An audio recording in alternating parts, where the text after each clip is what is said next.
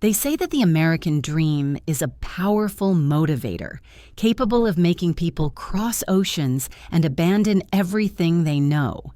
For my husband, Mark, that dream was so potent, so desperately coveted that it made him cross a moral line, abandon the truth, and ultimately abandon me. I had spent 5 years building a life with a man I believed was my soulmate, only to discover that every shared memory, every vow, and every loving glance was part of an elaborate 5-year-long transaction whose sole purpose was a piece of paper, a green card. The moment I learned the truth, I realized I hadn't married a man. I had married a well-rehearsed, committed performance. My name is Clara, and I met Mark when he first arrived in the United States on a student visa from a small country in Eastern Europe. I was 31, working as a social worker, cynical about love but still harboring a hope for a real connection. Mark was immediately magnetic. He was 35, charming, ambitious, and carried a focused intensity that I found incredibly appealing.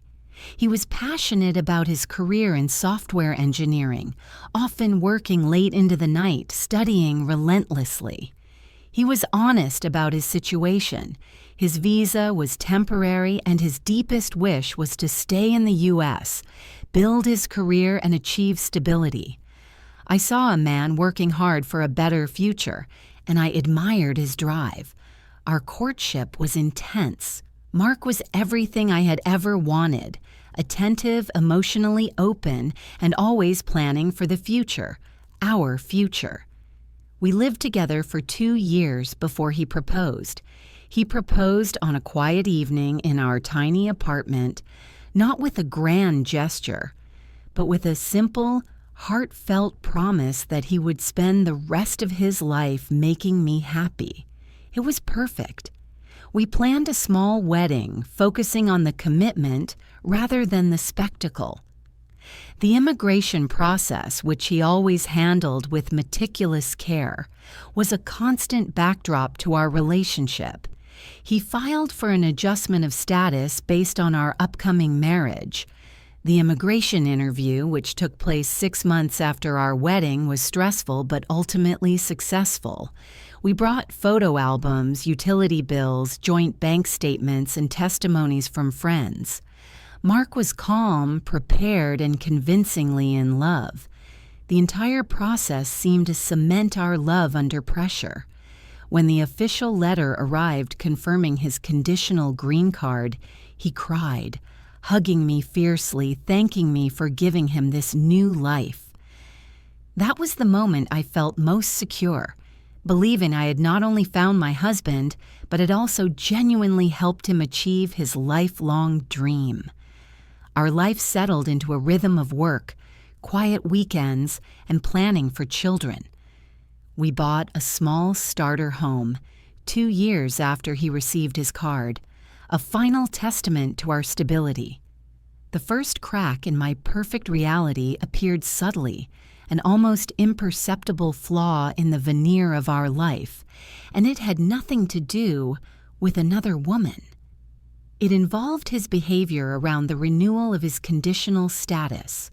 A conditional green card is typically valid for 2 years, after which the couple must jointly file to remove the condition, proving the marriage is real and ongoing.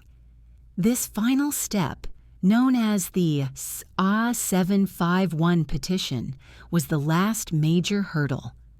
Mark had always been meticulous about paperwork, but suddenly he became evasive. "I'm handling it, Clara, don't worry about it," he'd say whenever I asked. "It's all set. We just need to collect the joint bills for the last 2 years." But he never actually showed me the filed documents. He insisted on using his work address for all correspondence with the USCIS, claiming it was more reliable than our home mailbox. I dismissed it as his typical controlling nature when it came to legal matters, but a persistent feeling of unease began to gnaw at me. The true trouble began 3 months ago, when Mark's behavior shifted dramatically. The loving attention he had always showered on me began to dry up.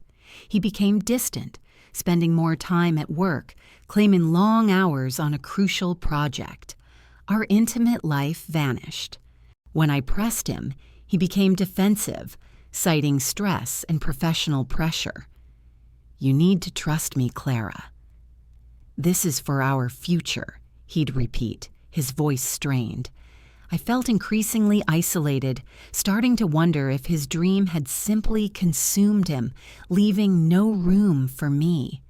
The final piece of the puzzle fell into place last month. I was cleaning out a storage closet, preparing for a garage sale, when I found an old tattered shoebox tucked high on a shelf behind some holiday decorations. It wasn't Mark's style to hide anything so carelessly. Inside, among some foreign language documents I couldn't read, were a few American documents that made my blood run cold. They were medical records, hospital discharge papers for a child, dated 3 years before we met.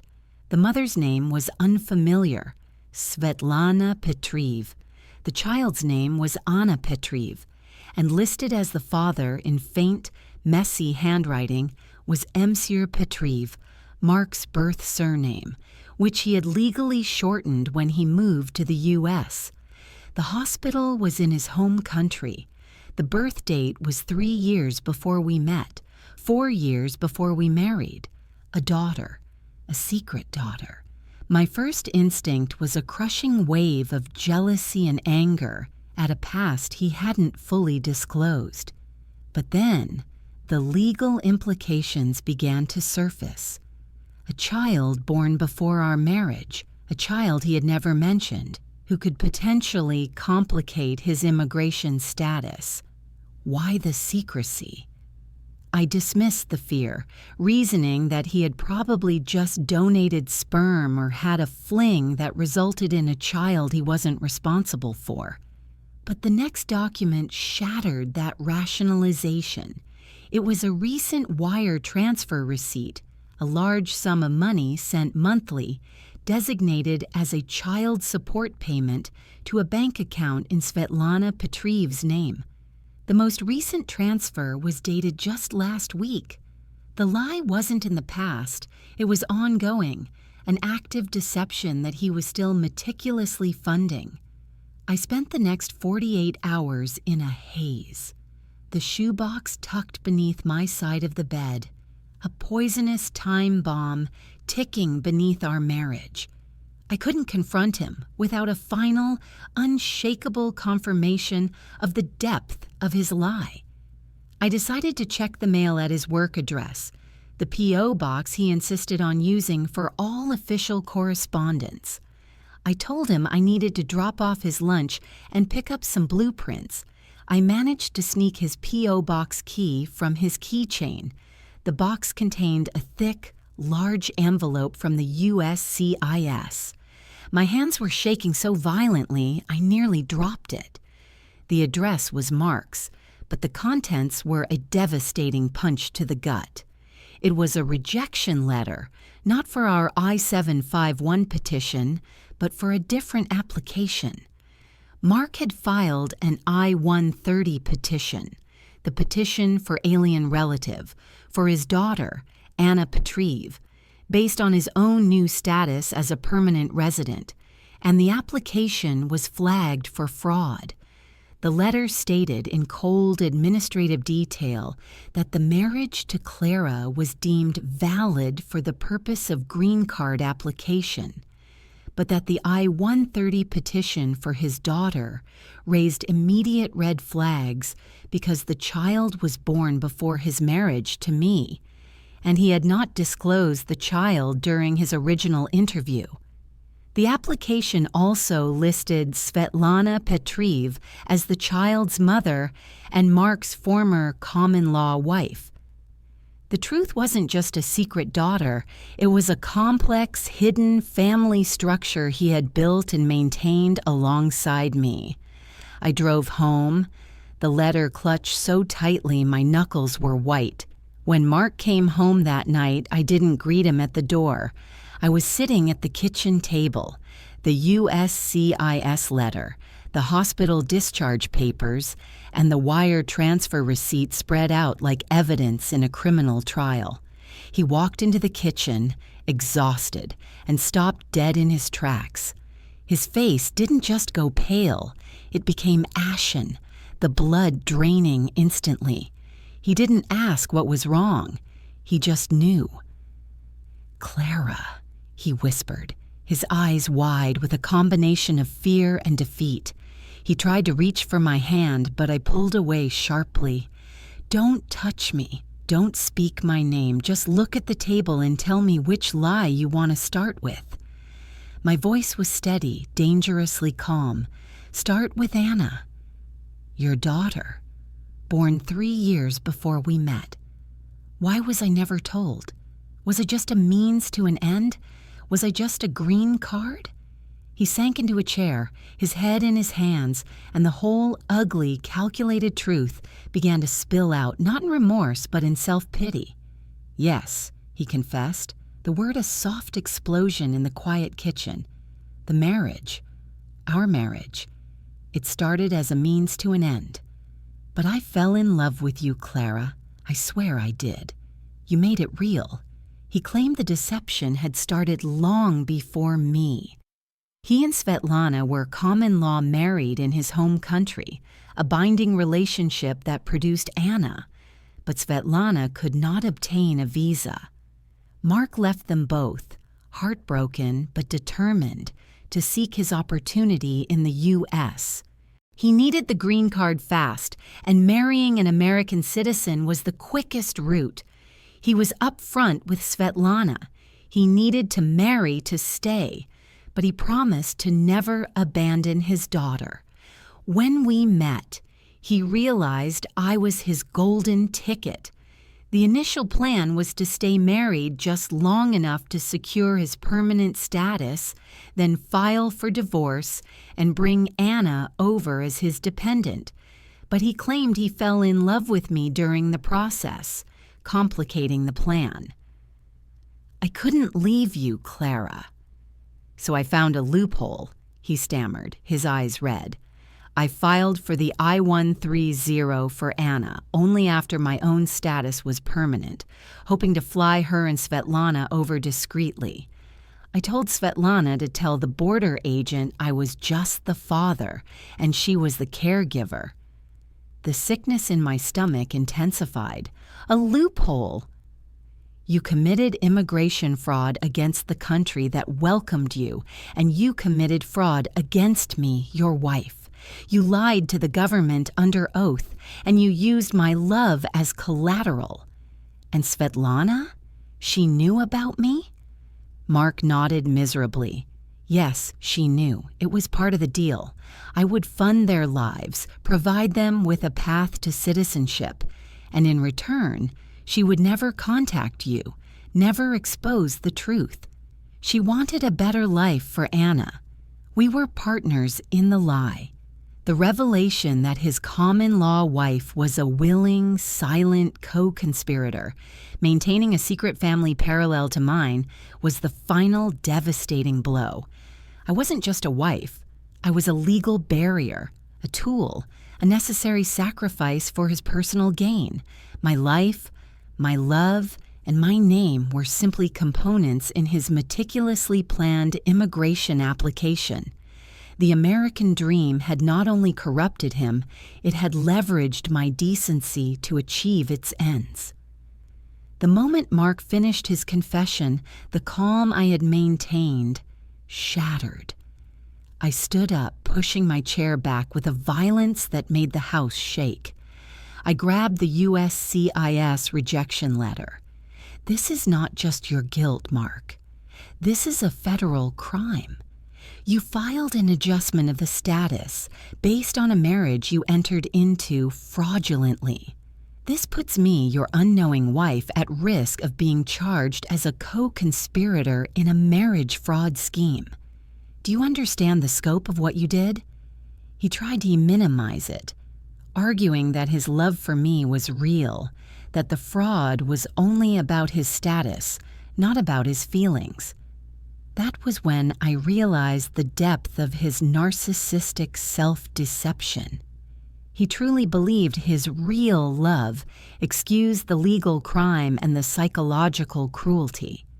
"Your love is a lie that costs money, Mark," I hissed. "Your love is a piece of paper. You lied to the U.S. government, and you lied to me for 5 years, all while actively supporting the woman you truly promised your life to." I called my best friend Jessica, who was an attorney, that very night. I didn't tell her the full, shocking truth. I only said I suspected Mark of serious, premeditated immigration fraud and needed advice on how to protect myself immediately. Jessica's advice was chilling and decisive. I needed to file for divorce immediately, and I needed to notify the USCIS myself. Any delay could be interpreted as my tacit participation in the fraud. The clock was ticking not just on my marriage, but on my legal safety. The next morning, I changed the locks on the house, froze all joint accounts, and filed for an emergency temporary restraining order. I was terrified of his reaction. He wasn't violent, but his deception was so immense, his capacity for cruelty so vast that I didn't know what he was capable of. I moved in with Jessica. When Mark came home and found himself locked out, he started calling relentlessly. His messages were desperate, switching between panicked apologies and furious demands. "You're going to ruin my life, Clara. You'll destroy everything I worked for. I'll be deported. Think of Anna." He used his daughter as a shield, a final, pathetic manipulation. My attorney, whom Jessica immediately connected me with, was aggressive and practical. Her first action was to send a certified letter to the USCIS, informing them that I, the petitioning spouse, had discovered the marriage was fraudulent and was immediately withdrawing sponsorship. This was the nuclear option. It guaranteed that Mark's conditional green card would be revoked and he would be placed in removal proceedings. But it was the only way to clear my name entirely. The moment that letter was sent, my marriage officially ended, not with a divorce decree, but with a federal declaration of fraud. Mark was served with the divorce papers and the USCIS notice on the same day. He was devastated, but not because he lost me. He lost the green card, the stability, and the American dream he had ruthlessly pursued.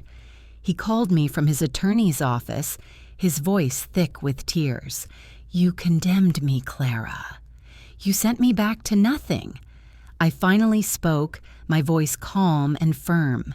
"You condemned yourself the moment you looked me in the eyes and lied under oath. I am protecting myself, Mark, something you were never willing to do for me." The next few months were a complicated mess of legal maneuvering. Mark fought the divorce bitterly, arguing that our marriage was real for 2 years, and I was merely acting out of spite. He even tried to use our joint assets to pay for a high-powered immigration attorney. We won on all counts. Because the marriage was found to be fraudulent from the inception, I retained all the premarital assets, and the house was ruled to be acquired under false pretenses. His attempt to use our love for his legal gain cost him everything. The final, most haunting piece of the drama was the realization that Anna, his daughter, was the ultimate collateral damage. Mark's immigration appeal was quickly denied. He was given 90 days to arrange his affairs and self-deport. In a last desperate attempt, he contacted me, not for reconciliation, but to ask for my help with Anna. He wanted me to become Anna's sponsor, or at least testify that he was a devoted father. I refused, but my conscience was tormented by the image of a small, innocent girl being dragged back to poverty because of her father's selfish deception.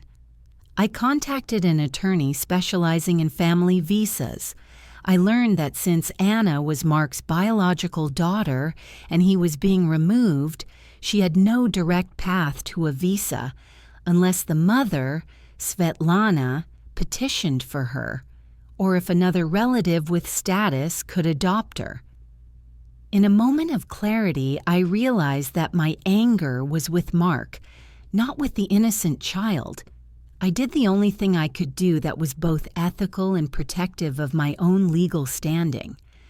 I anonymously contacted a reputable non-profit organization that specialized in reunifying children with fathers who faced deportation, providing them with all the documented evidence of Mark's wire transfers and Anna's existence. I made sure they understood that Mark was being deported, but that he had proved his financial commitment to the child for years. My final encounter with Mark was devastating. We met in a public place to divide the last of our shared possessions. He was beaten down, his charm replaced by a bitter resentment. He told me he was flying back in 2 days. He admitted the full scope of his selfishness. He confessed that the reason he was so good at acting in love during the immigration interview was because he had been rehearsing the role for years with Svetlana, teaching her how to navigate the system, how to create a credible illusion. "We were artists of the lie, Clara," he said, his voice devoid of emotion, "and you were our perfect canvas." He didn't ask for forgiveness, he just asked for his professional awards and his laptop. I watched him go, walking away from the life we built, walking away from the lie that was our marriage. He didn't look back. I never heard from Mark again, but about 6 months after he left, I received an official-looking letter from the non-profit organization I had contacted. The letter, carefully redacted for anonymity, informed me that a petition was successfully filed for a minor dependent whose father had been removed from the country, and the child and her mother were successfully granted humanitarian parole to enter the U.S. for a temporary period. My conscience, at least concerning the child, was finally at rest. I lost a husband, a marriage, and 5 years of my life. But I gained an invaluable, unbreakable understanding of the human capacity for calculated deception. Mark's marriage was his American dream. My divorce was my awakening. I am now rebuilding my life, free from the shadow of his fraud. The next time I fall in love, I will scrutinize the soul, the past, and every single piece of paperwork. The only thing I can say about Mark is that he got his dream, just not the way he planned. He achieved the ultimate American stability. He bought a house, settled his affairs, and then was justly exiled for the cost of the lie. The price of his green card was my heart and his freedom.